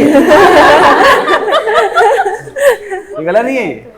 तो ये अंदर से बहुत, जब शहीद सुखदेव साहब का किरदार निभाना होता बोलना पड़ता है, मुझे भी, मैं भी सीख लेती हूँ, मैं भी थोड़ी ट्रेनिंग ले लेती हूँ। वो तो कितनी 6-7 साल की ट्रेनिंग है, वो है तो बॉडी को तैयार करता है। मतलब कर नहीं पाऊंगी मैं, नहीं आप कर लेंगे, लेकिन वो है कि आपको यार, मतलब हमें कितने घंटे प्लैंक बना के हम डायलॉग बोल रहे हैं चीख के। सर क्या बोलते थे, अब मैं यहाँ खड़ा हूँ, एक बंदा वहाँ खड़ा है, यहाँ से वहाँ डायलॉग पहुँचा। अच्छा, आवाज नहीं बैठनी चाहिए। अगर मैं आवाज से बोलूंगा तो यहाँ पे आपको तुरंत दर्द होगा, खांस दोगे। पेट से बोलेंगे तो नहीं होगा आवाज में। तो वो है, जब मैं जैसे मान लीजिए रश्मि रथी का कुछ करना है, जब कर्ण बोलता है कि प्रभा मंडल भरो झंकार बोलो, जगत की ज्योतियों निज द्वार खोलो, तपस्या रोचि भूषित ला रहा हूँ, चढ़ा मैं रश्मि रथ पे आ रहा हूँ। तो वो अभी आप नॉर्मल बोलोगे चढ़ा मैं रश्मि, नहीं आएगा। पेट जब डेप्थ देता है, वो भारीपन देता है। हाँ मतलब मीनिंग देता है। जैसे मैं सुखदेव किरदार निभा रहा था, उसमें सुखदेव डायलॉग बोलता है कि मैं भी पीछे नहीं रहा भगत। तो वो एक डायलॉग के लिए जब आपको बोलना अंदर से आएगा कि यार सही में इसने कुछ बोलना चाहते कि भगत तू जेल गया तो मैं भी आ गया। तो वो सारी डेप्थ, वो बहुत अलग ट्रेनिंग है। तो सर आते थे सुबह 6 बजे, ऐसे एक किला फेंक दिया कि चल अब एक्टिंग करनी है, और रात 12 घंटे तक हमारा चल रहा है ट्रेनिंग, रोल करना है आपको, पूरा ट्रेनिंग निकालना है, और ऐसे किरदार बहुत जिम्मेदारी से उतरते हैं किरदार लेके, और आपको किरदार की एक गरिमा होती है। You have to be honest to that character. तो वो थिएटर थ्रेशोल्ड फ्रीक्वेंसी से पहले तक थिएटर ठीक है, वरना मेरी स्थिति में आ जाओगे तो वही होगा कि यार अब ना थिएटर छोड़ सकते हैं, ना कमाना ही है, और थिएटर में गरीबी साथ आती है। एक पन्ने के दूसरे साइड है वो। जो थिएटर करेगा बहुत मुश्किल है, थिएटर से आप पैसा निकाल लो और सस्टेन कर लो। अब तो और भी मुश्किल है, OTT ये सब चीज़ें आ गई हैं, तो अभी तो और मुश्किल हो जाता है। हम शो करते थे, मैं देख रहा था जब मैं नाटक कर रहा था, 8 लोग बैठे। हाँ। उन 8 लोगों के लिए हमने वो ट्रेनिंग जो थी उस नाटक की, वो 30 दिन चली थी हमारी। 8 लोगों के लिए। 8 लोग। That's what passion is all about, है ना? थिएटर, वो एक गाना है, 30 साल की उम्र हो गई, टूटी टूटी कमर हो गई, ना नौकरी ना छोकरी ना गाड़ी ना घर, और करो थिएटर। वो है थिएटर का, वो अपना मजा है। तो फैंटेसीज की दुनिया है, ये सब है। थिएटर में भी तो फैंटेसी है कि यार कुछ करेंगे। मजा आ गया जैसे अपनी ऑडियंस को देखा आपने, और अरे गम हो गया था यार मुझे कि यार 8 लोग हैं और बहुत होता है, मतलब थिएटर में तो एक रोल कर रहा था मैं, बिकॉज शो था शायद, और मैं फंबल जब लगता है ना थिएटर में, आपको अगर आपको कट्स भी तो नहीं मिलते वहाँ तो, कुछ नहीं मिलता, कुछ नहीं मिलता, पीछे पिटाई मिल सकती है, बैक स्टेज में जाकर तुम्हारी पिटाई हो सकती है कि अरे भाई ये कैसे गया, लाइन कैसे भूल गया। लाइन आप सोचो, आप चल रहे हो, आप इसको कहते हैं अवेयर हो जाना पूरा। थिएटर आपको बॉडी लैंग्वेज के लिए मदद क्यों करता है, इसलिए बोलता हूँ थिएटर करना चाहिए। Body language, in fact story telling जो मैं कर रहा हूँ, ये सब क्या करता है, आप सोचो आप स्टेज पे हो और डायलॉग बोलते बोलते आप डायलॉग भूल गए, वहाँ पे ना रिलेटिविटी वहाँ समझोगे आप, टाइम रिलेटिव जब समझोगे कि आपके ऑडियंस के लिए बस 5 सेकंड बीता है और आपके लिए 5 घंटे हो जाते हैं। शिट, अभी क्या है आगे, अगला क्या है। हाँ। और सामने वाला को एक्टर की आंखों में दिख रहा है ब्लैंक, और तुम्हारे आंखों में भी ब्लैंक। और अब वो जो आता है, और मेरे कभी कभी क्या होता था दोस्तों के साथ जब नाटक करते हैं और बंदा भूल जाए ना तो मैं हंस देता हूँ, तो ये गया। और वहाँ पे ट्रेनिंग होती है सबकॉन्शियस लेवल पे थिएटर में। थिएटर मैं तो चाहता हूँ करिकुलम का पार्ट बन जाए इस देश की, है उसमें कि यार ऐसी ट्रेनिंग देगा, फिर आप ये सब नहीं डरोगे कि यार मैं बॉडी लैंग्वेज क्या होगी, मैं इंटरव्यू में जाऊँगा तो मैं बात कैसे करूँगा, यार एग्जाम करते करते मेरा क्वेश्चन सॉल्व नहीं हो रहा।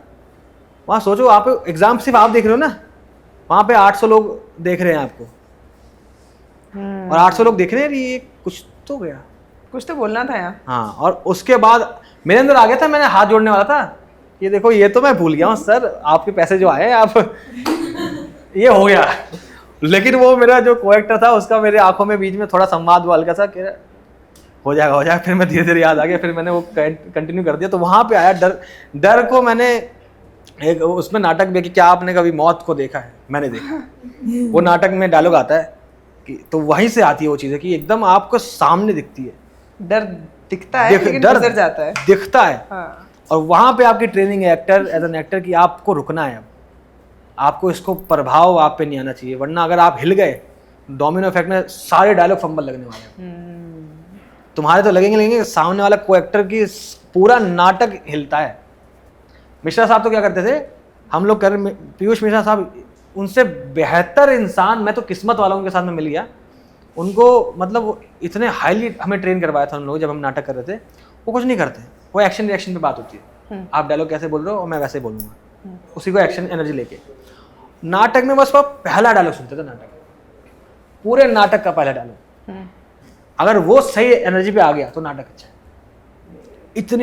इतने कमाल का थिएटर आर्टिस्ट में वैसे बैठेंगे और डायलॉग आएगा, मैंने पहचाना नहीं, हो गया मतलब हो गया, डन। उनको फर्क नहीं पड़ता अब क्या होने वाला है, क्योंकि इनको पता है अब जो एक्टर उन्होंने ट्रेन कर दिया वो सबको मर्ज कर लेंगे, सारी चीजें वहां से मर्ज होती आती है, सारे एक चीज से दूसरी चीज कैसे डोमिनो दिखता है, आपको ट्रेनिंग दिखती है, आपको आप कितने सेल्फ अवेयर हो वो दिखता है। तो वो चीज़ें समझो। और टाइम, जैसे उनका सवाल था, टाइम और स्पेस एक ही नहीं, आपको समझेगा एक ही है, तो ये स्पेस भी उसी में हो आप, टाइम भी चल रहा है वहीं पे 5 सेकंड। फिर आपको स्पेशल थ्योरी ऑफ रिलेटिविटी समझ में आती है कि हर चीज़ के लिए टाइम अलग है, कि एक बंदा मोशन में है उसके लिए टाइम अलग चल रहा है और उसमें अलग चल रहा है, वो आप देखोगे चलते हुए। आप तो एक्टिंग के मोशन में हो और आप हिल गए हो, मतलब सांसों की आवाज़ आती है जब फंबल लगेगा नाटक पे, अरे शिट। इनके लिए एग्जाम का पीरियड, हाँ, और टेस्ट करते हो ना, कितना टाइम लगता है? वो सबसे ज्यादा तो उनको रिलेटिव तब फील होता होगा, यार अभी तो चालू हुआ था एग्जाम, अभी कैसे हो गया मैम, 5 मिनट तो वो और 5 मिनट में दुनिया जीत लेंगे बस वही 5 मिनट चाहिए थे, ऐसा हो जाता है ना। तो रिलेटिविटी वहां पे समझ आएगी। टेस्ट के एक दिन पहले ही बस वो दिन चाहिए होता है इन्हें, हाँ, वो वाला एक बार थोड़ा और तो यार एक दिन और मिल जाता तब तो मैं ऐसा छुट्टियों में भी बहुत होता है। नहीं, मुझे छुट्टियां पसंद नहीं थी यार, अभी तो दोस्तों के साथ मिलो, बातें करो, घूमो, भाई। तो पता नहीं क्या छुट्टियां चाहते हैं, आराम। अभी आएंगे छुट्टियों में कहाँ मजा आता है यार, सारी बातें हो दोस्तों में बैठे, इसलिए ही लगता है एक दिन और मिल जाता। वो नहीं है। मिला लेकिन तो आपका सवाल क्या था, वही ना फैंटेसी, मैं बात कर रहा था फैंटेसी के ऊपर कि हॉरर मूवी इसलिए चलती है, इसी चक्कर में हम लोग क्या बात करते हैं कि टाइम मशीन पॉसिबल है कि नहीं। हमारी फैंटेसी है वो, हम हमेशा, एक ना डायलॉग भी आता है मूवी में कि हम हमेशा दूसरों की जिंदगी चुरा के जीना चाहते हैं, ये फितरत है इंसानों की। इसीलिए तो सिनेमा देखते हैं। सिनेमा है क्या रे यार, हाँ। वहाँ पे चीज़ें दिखती है आपको। तो time machine in terms of science जितना हम समझते हैं वो पॉसिबल नहीं हो सकती। पास्ट में जाना तो पॉसिबल नहीं है। अगर एक यूनिवर्स की बात चल रही है, सिर्फ यही अंत है। अगर यूनिवर्सेस हैं तो आप पास्ट में जाओगे लेकिन किसी और यूनिवर्स के, और फिर वो किसी और यूनिवर्स में आप रह जाओगे, तो यूनिवर्स सस्टेन कर देगा। हम बात करते हैं वार्म होल बहुत सुनते हैं। वार्म होल जिस दिन आपने स्टेबलाइज कर दिया उस दिन लॉजिकल सेंस में फ्री विल खत्म हो जाएगी। वार्म होल स्पेस और टाइम दोनों को जोड़ देता है। तो आपके हाथ में नहीं हो सकता है पॉसिबिलिटी कि आपने वार्म होल बना दिया, आप इतिहास में जाओगे और सब फिर चीज़ वापस आ जाओगे। ऐसा नहीं हो सकता। मैं ग्रैंड फादर पैराडॉक्स से लोग सुनते होंगे कि मैं पास्ट में गया अपने ग्रैंड फादर को मार दिया तो फिर मैं कैसे पैदा हो सकता हूँ ना। छोटे टर्म्स में ना, अगर आप पास्ट में जाके आपने सिर्फ 4-5 एक सांस भी ले ली ना, यूनिवर्स सस्टेन नहीं करेगा। यूनिवर्स उसी वक्त कन्फ्यूजन में जाएगा कि ये तो यहाँ था नहीं, लॉजिक नहीं बन रहा। लॉजिक नहीं बन रहा। ये 4 जो ऑक्सीजन मिलके कार्बन डाइऑक्साइड बना दिया ना लंग्स के अंदर जाके, वो एटम कहाँ गए 4? वो बटरफ्लाई इफेक्ट भी कह लो उसको, कि वो कैसे सबको खराब कर देगा। तो लॉजिकल सेंस में पास्ट में जाना पॉसिबल नहीं है। तो हमने डॉक्टर स्ट्रेंज और ये सब मूवी देख ली है, मैं भी बहुत बड़ा फ़ैन हूँ आयरन मैन उन सब का, लेकिन ये पॉसिबल नहीं हो सकता। मैथमेटिक्स के हिसाब से भी नहीं हो सकता। मैथमेटिक्स ये भी सजेस्ट करती है कि अगर वार्म होल तुमने स्टेबलाइज कर भी लिया तब भी अननोन फिजिक्स वर्ड दिया जाता है वो बचा लेगी उसको स्टेबलाइज करने से।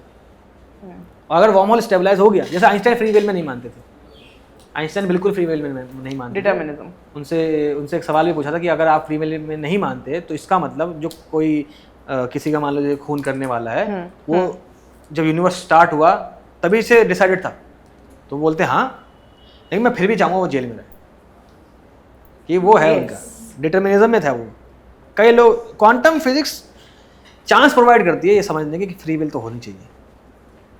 तो वो क्योंकि ऑब्जर्वेशन ही अगर रियलिटी बना रही है तब चांसेस है, और उसकी और गहराई में जाऊँगा तो तब भी कोई चांस नहीं बनेगा। बड़े बड़े बुद्धिजीवी फिलोसोफर बोलते हैं आगे कि यार बहुत सारे ये डिटर्मिनिज्म और फ्री विल इनको शायद अभी समझ नहीं आ रहा होगा। नहीं आ रहा ना? ओह, किसी को तो आ रहा है। मुझे नहीं लगता। You can do what you will but you can not will what you will. Yes. तो वो हमें लगता है कि हम वही ना, हम जो चाहते हैं वो सब कर सकते हैं, लेकिन हम ये चाह नहीं सकते कि हम क्या चाहें। तो फ्री विल के चांसेस हैं, there are some options obviously, तभी सस्टेनिंग चल रहा है, तभी ये चीज़ चल रहा है, लेकिन बट बड़ी कॉम्प्लिकेटेड है। हाँ, है ना? सिंगल जवाब नहीं है इसका कोई सिंगल जवाब हो नहीं सकता। आपको 2-3 थ्योरी समझनी पड़ेंगी, तब आपके दिमाग में अपने आप से एक अंदर से एक जवाब होगा जो आप ही के लिए होगा। मैं बहुत सिंपल से बताता हूँ आपको। एक 3 बॉडी प्रॉब्लम पता है किसी को? यूनिवर्स में एक काम करो, पूरा ब्रह्मांड हटा दो, सारे ऑब्जेक्ट हटा दो, सिर्फ स्पेस है, उसमें अपने 3 मास रखें, 3 ऑब्जेक्ट थोड़ी मोशन में तो आसपास घूमेंगे। वो 3 मास वाला सिस्टम भी स्टेबल नहीं है, इवेंचुअली कोलैप्स कर जाएगा या एक ऑब्जेक्ट निकल जाएगा। 3 मासेस स्टेबल नहीं है। 3 बॉडी प्रॉब्लम नाम भी इसलिए आता है। Billions and billions of object है यूनिवर्स में। हमारा सोलर सिस्टम स्टेबल नहीं है, कुछ समय के लिए स्टेबल है। इसमें मैंने रील भी बनाई थी एक, कि हमारा सोलर सिस्टम जो आपको दिखता है स्टेबल है, वो बस कुछ टाइम के लिए स्टेबल है। एक फिगर मुझे शायद याद नहीं आ रही कि मार्स अगर 1 मिलीमीटर या 1% सन के करीब पहुंच जाए उसके ऑर्बिट में, with in few years earth Jupiter पे टकरा जाएगी, पूरा ये सो कॉल्ड सोलर सिस्टम टूट जाएगा। इतने चेंज से, इतने से फ्री विल की बात करने की जब मैं सोचता हूँ कि मैं इसलिए कॉन्फिडेंस में नहीं आता कि यार बहुत मुश्किल से सब ना एकदम पिन पॉइंट एकदम स्टेबल है, एकदम सब कुछ सटीक है, सब कुछ वैसा ही है जैसा होना चाहिए। यस। वो बहुत, आप जितनी गहराई में जाते हैं साइंस के तो लगता है कि यार ये तो सेंस बनाना बंद कर रहा है। यस। लाइफ होने का सेंस में जाओगे जितना डीप। यंग शेल्डन देखा है? नहीं, मैंने वो नहीं देखा। किसी ने यंग शेल्डन देखा है? तो उसमें एक एपिसोड के अंदर शेल्डन बोलता है, तो उसकी mother is a very devote Christian and she is very religious lady. तो उसकी मदर बड़ी परेशान हो जाती है किसी बात से और कहती है कि I will stop being a theist now, मैं जीसस पे विश्वास करना बंद कर दूंगी। तो Sheldon who has always been against religion, देखी मैंने वो वीडियो। हाँ, तो वो वहाँ पे जाके अपनी मदर को कंसोल करता है और कहता है कि मम्मी आपको पता है कि अगर अर्थ इतना सा पास सन के होता या इतना सा दूर होता तो ये अर्थ एग्जिस्ट ही नहीं करती जिस पे हम रहते हैं। यानी कि हाउ इतने बड़े यूनिवर्स में क्या पॉसिबिलिटी है कि अर्थ सन से एग्जैक्टली उतनी दूरी पे है जिस पे कि लाइफ सस्टेन कर सकती है ना। How beautiful it is. बहुत बहुत प्रिसाइज है सब कुछ। Everything is so precisely made, mathematically arranged and जैसे कहना चाहिए कि mathematics is the music of the universe. ऐसे आया था यूपीएससी में, आया था। ये टाइम का वही बताता हूँ, ये प्रिसाइज देखिए ये फोर्सेस आई कैसे। सिंपल सी बात है, जो बिग बैंग या जो भी थ्योरी आई है, तो हिग्स बोसोन एक हिग्स फील्ड थी, वहाँ पे जिसने इंटरेक्ट किया उसमें मास आ गया, जिसने नहीं किया फोटोन नहीं करता तो मास नहीं आता। मास भी बस एनर्जी को रूप देता है, एक्चुअल सेंस में मास और एनर्जी एक ही है। ये सब चीज़ें चलती हैं। अगर स्पीड ऑफ इंफॉर्मेशन, जिसको हम स्पीड ऑफ लाइट कहते हैं, हमारी लाइट उस मैक्सिमम स्पीड पे चलती है, हमारी लाइट की वो स्पीड नहीं है। इसको यह कि स्पीड ऑफ लाइट जो है ना, उसके हिसाब से यूनिवर्स पे चीज़ें वर्क नहीं कर रही। एक मैक्सिमम बैरियर दे रखा है हमारे सो कॉल्ड यूनिवर्स में कि 3 × 10⁸ मीटर पर सेकंड से ज़्यादा चीज़ इस यूनिवर्स में, स्पेस टाइम फैब्रिक पे नहीं चलेगी। उसी पे लाइट चलती है। क्यों चलती है? जिस चीज़ के अंदर मास नहीं वो ऑटोमेटिकली उसी स्पीड पे चलता है। ये बातें हैं। जिसके अंदर मास 0 है वो स्टेबल रुक नहीं सकता, वो स्पीड ऑफ लाइट पे भागेगा। अगर वो स्पीड की लिमिट ज़्यादा होती तो स्पीड ऑफ लाइट ज़्यादा होती, लेकिन फिर यूनिवर्स सस्टेन नहीं करता। रीज़न बीइंग कि उस लिमिट ने एक सेट टाइम दिया, जिस टाइम में ग्रेविटी और ये चीज़ इफेक्ट में आई। अगर मान लीजिए दुनिया में सिर्फ मास होता, ग्रेविटी की मान के चलते हैं, अगर चीज़ें बिग बैंग हुआ तो सारे के सारे जो मास बने वो दोबारा चिपक जाने चाहिए थे। उनके पास इनफ टाइम इसलिए आ पाया क्योंकि स्पीड ऑफ लाइट एक सर्टेन है। लोग बोलते हैं स्पीड ऑफ लाइट इन्फिनाइट क्यों नहीं? अगर इन्फिनाइट होती तो यूनिवर्स सस्टेन नहीं कर सकता। सबको टाइम चाहिए, ग्रेविटी को फंक्शन करने के लिए टाइम चाहिए, हर एक फोर्स को फंक्शन करने के लिए टाइम चाहिए। उस टाइम की लिमिट दी यूनिवर्स ने, और प्रिसाइज दी 3 × 10⁸ मीटर पर सेकंड, मतलब 2.9 जो भी कहेंगे। उससे ज़्यादा होती तो सारे फिजिक्स के लॉज अलग हो जाते, उससे कम होती फिर भी अलग हो जाते। ज़्यादा होती तो शायद ग्रेविटी पहले फंक्शन में आ जाती, फिर यूनिवर्स बनता नहीं। कम होती तब भी ऐसे ही होता। ज़्यादा ही ग्रेविटी कमज़ोर हो जाती तो ज़्यादा ही फैल जाते। हाँ। बहुत प्रिसाइज है, एकदम सटीक मात्रा में गया है। और So we don't know. The answer is whether there is determinism or there is free will, but most of the scientists have tilted towards determinism. बहुत बहुत बड़े बड़े साइंटिस्ट, बड़े साइंटिस्ट, आइंस्टाइन अगर बोलता है डिटरमिनिज्म में तो सोच के देखो, वो साइंस Spinoza, Kant, हाँ बिल्कुल। nearly every one of them were tilting towards this determinism. लेकिन फिर आता है कि दुआ तकदीर बदल देती है, एक फिलॉसफी भी आती है। तो अगर तुम्हारी तकदीर में कुछ लिखा है सो कॉल्ड डिटरमिनिज्म में भी, फिर भी दुआ, जिसको आप क्वांटम फिजिक्स में ले आओ कि यार शायद मेरी ऑब्जर्वेशन उसके अंदर कोई चेंज ला दे, क्वांटम फील्ड कोलैप्स कर जाए, एक रियलिटी नहीं आ जाए, इसको जो भी नाम देना है, लेकिन दुआ तकदीर बदल देती है। याद रखिएगा, मतलब मेरे लाइफ में कुछ होना ही नहीं है तो पहले से तय है, ऐसा नहीं हो सकता। हो सकता है। ये दान के ऊपर बहुत अच्छी अच्छी कहानियाँ बताती है मेरी mummy. There are windows of जिसे कहना चाहिए rationality that you can bring, logic to the changes that you can bring to your life. मेरे पास एक कहानी थी, मम्मी सुनाती थी कि एक बंदा था तो बहुत गरीब था, तो वो एक मोजेस करके एक गुजरे हैं, तो वो फिलॉसफी टर्म्स में कि खुदा से बात करते हैं। एग्जाम भाई बस ये कहानी समझो, इसको रियल सेंस में कोई मैं इस पर बिलीव करें, कहानी समझो क्या हो रहा है। तो मोजेस सो बोलता है कि यार तुम तो खुदा से मिलने जाते हो, तो उनसे बोलना यार कि मैं बहुत गरीब हूँ, तो थोड़ा खाना तो मिल जाए कम से कम। तो ऊपर जाके बोलते, तो खुदा बोलते यार भाई उसके पास ना वो उसकी तकदीर में नहीं है खाना। तो आके बताते हैं कि तुम्हारी तकदीर में खाना नहीं है। तो बोलते हैं कि एक काम करो, उनसे बोलना कि जितनी पूरी ज़िंदगी का खाना है एक बार दे दे यार, एक बार अच्छे से खाऊंगा। तो बोलते हैं तथास्तु, ठीक है, तथास्तु बोलता है और देखते खाना खा गया, फिर चले जाते हैं मुझे। फिर बहुत महीनों बाद सालों बाद जाते हैं तो देखते हैं महल बना हुआ है, और जो भिखारी था उस समय वो राजा बन रहा है। तो वो ऊपर वाले से आके बोलते हैं ये कैसे हो सकता है, तुम मुझसे मजाक कर रहे हो। तो बोलते कि यार बात है ना, उन्होंने उस इंसान ने मुझसे बिजनेस कर लिया, मैंने उसको खाना दिया, उसने खाया, दान दे दिया, दान दे दिया, मुझे फिर देना पड़ेगा, फिर दिया, फिर दान दे दिया, तो बिजनेस सेट हो गया ना, तो तकदीर बदल जाती है। ये इस कहानी का मतलब यही था कि अगर आप सो कॉल्ड ऑनेस्ट हैं और लिटरली आसपास के लोगों के लिए कुछ काम करना चाह रहे हैं, तकदीर में नहीं भी होगा तब भी आएगा। कौन कहता है आसमान में सुराख नहीं हो सकता, एक पत्थर तो तबीयत से उछालो यारो। अच्छा लो यारो, तो वो चीज़ें वहाँ पे आती है। Done. Interesting. Thank you so much. Let's have a big clap.